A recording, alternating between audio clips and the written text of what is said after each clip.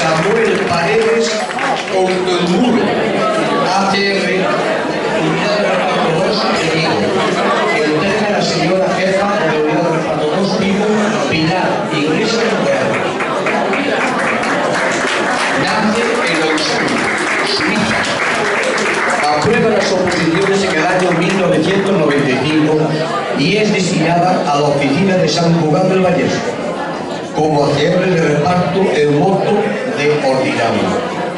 En el año 1996 se traslada a Barcelona y es destinada a urgentes. Después de 2 años se va a Madrid para estar con su hermano que acababa de aprobar las oposiciones. Aquí estuvo en urgentes y con voluntario.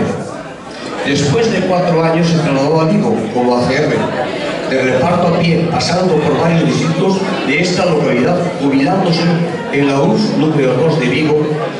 Ahora dedicará su tiempo libre a sus aficiones como son la música y las nuevas tecnologías.